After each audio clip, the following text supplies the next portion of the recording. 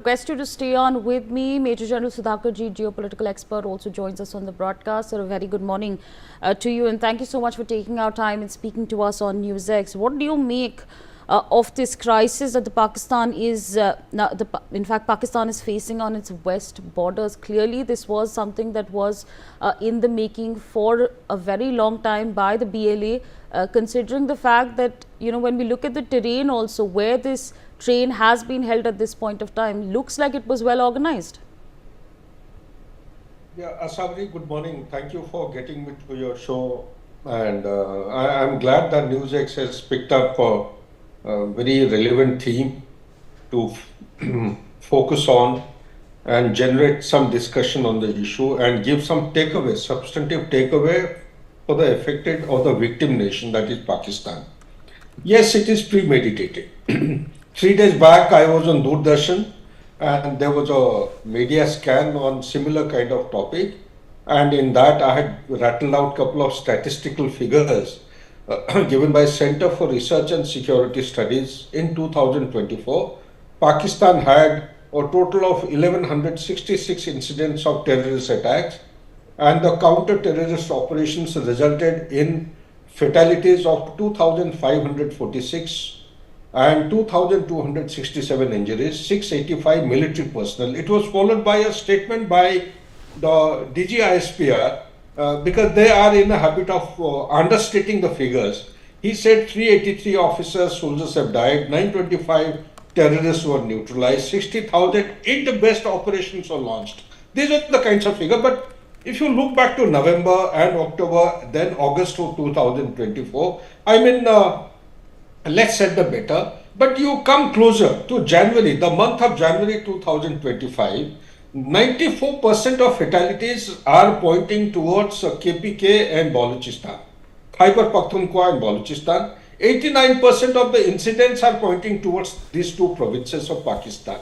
So what is that I am trying to highlight? I am trying to highlight one issue, that in the year 2024 and 25, these last 2 months of this year, there is a surge in the terrorist activities in particularly these two provinces of Pakistan. The surge with understated figures is touching something around 42%. But if you take the de facto figure, the very credible and reliable sources in Pakistan and abroad have said whatever figures the government of Pakistan is giving out, the actual casualties and the incidents are 4 times larger than what they are actually officially stating. So therefore, it goes beyond 50% of surge in terrorist activities. So how does it affect? How does it matter? It matters in the following manner. First and foremost thing is that Balochistan liberation movement, it is a freedom movement right since 1947-48, when the king of Kalat, he was brought in broad daylight, he was hijacked at gunpoint, despite the standstill agreement. On orders of Jinnah, in front of Jinnah, the treaty of accession was signed, when he had actually declared independence a couple of days back, and they had a bicameral system of parliament. It was an autonomous independent country. Under those circumstances, the country has come, and mind you, the political leadership in Balochistan have clearly stated that if Balochistan is forced to join any other country, then every man, every citizen of Balochistan will be entitled to sacrifice his life for the independence and freedom of the country till we attain that status. That was way back in 47. It has been lingering on. It spiked sometime in 60s, 66, thereafter in 70s. But it went on like this till 2005. Come the year 2005, 2007, the BLA movement has actually picked up momentum. It is the same BLA the government of USA had given the status of freedom movement in 2012. It is the same BLA which has again drawn or attracted the ignominy of being called as a terrorist in 2018, but by none other than Donald Trump regime. So look at the flip-flop kind of connotation and the interpretation to this particular movement. But come 2018 and thereafter, the momentum has built up significantly.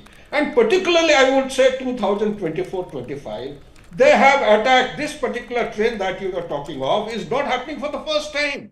There is only one line which is connecting Quetta to Peshawar, from Balochistan to Punjab. And there is a huge troop movement. Quetta is known for not only a division, it's a huge corps there. Corps means almost three divisions equivalent.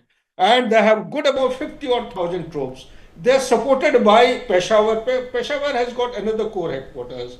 And they're close to Rawalpindi and Islamabad. So the troop movement keeps taking place. In 2024 alone, there have been more than 5 attempts to derail or carry out sabotage activity on the railway line itself. Quetta railway station has had a very significant attack sometime back, I think in December or January. They lost good number of people there, 26 soldiers, 42 or 46 civilians, etc. So, what is it that it is highlighting? It is highlighting one single demand of the people that come what may, until unless you give us the basic entitlement, the basic, they also have a escalatory ladder.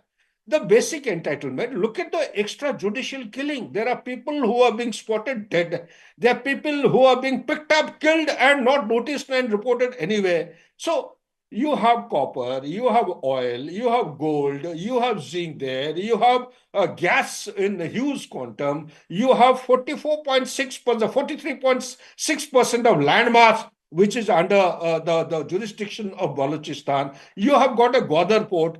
Because they have not been able to carry out a proper assimilation and integration with the national effort, they have very conveniently passed on the whole thing to the CPEC, China. Through China, they want to control Balochistan. They want to play the game that Balochistan, well, if you want to harness any potential for your own development, you please take care of Balochistan. The Balochistan is become totally restive.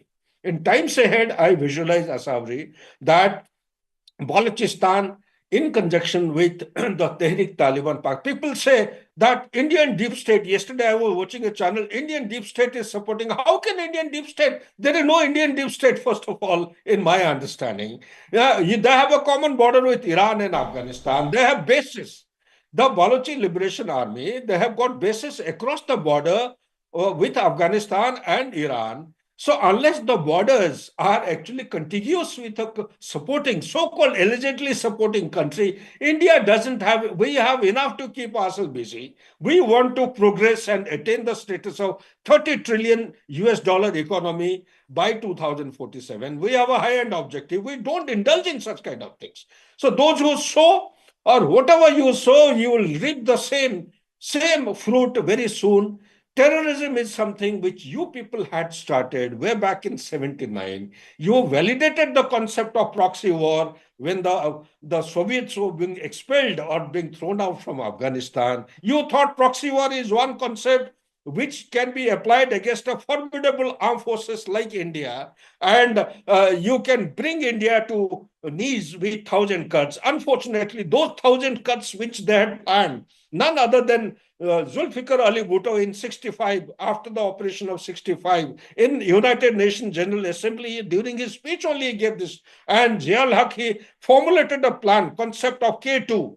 K2 was implemented between Khalistan and Kashmir. So whenever Kashmir goes quiet, Khalistan props up, and likewise. So those things are not going to become successful. Now we understand that ISI and ISIS, they are collaborating with each other. There is a regional caliphate, three caliphates which have come into existence, one in Maharashtra, one in West Bengal, one in J&K, and the West Bengal one is touching the bases like UP, Assam, West Bengal, Maharashtra also. Likewise, they are all out to spread terrorism tentacles in India to destabilize India. So if you do not focus on the stability, internal order within Pakistan, you will reap the same benefit as you are trying to inflict against India of 1,000 cuts. These 1,000 cuts will come on you very, very severely. In times ahead, Asabri, as per my assessment and analysis, it is just a small beginning of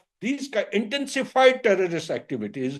There are many more big things which are around the corner. It's about time that Pakistan looks at the socio-economic development of Balochistan if they want to calm down the restive region and ensures the employment opportunities, give them the livelihood opportunities, have the connectivity improved, have the schooling system improved. There is no water, road, electricity in Balochistan. You have all the sources of revenue going from Balochistan, but not a penny is going back to Balochistan for their development, for their employment opportunities. So the population may be just about 1.4 crores in Balochistan, but 65% of the youth, mind you, 65% of the population of Balochistan, they are under the age of 30. And all of them have willingly, particularly the women and the girl children, they have willingly formed and got into Majid Brigade. They have willingly actually formed such a formidable organization that they will bring Pakistan into a back foot and they will bring them onto the knees until unless they win their demands, they achieve their demands, which is freedom of Balochistan from Pakistan. Back to you, Asauti. Right, sir. Absolutely. Requesting you to stay on with us. We are also being joined by Major General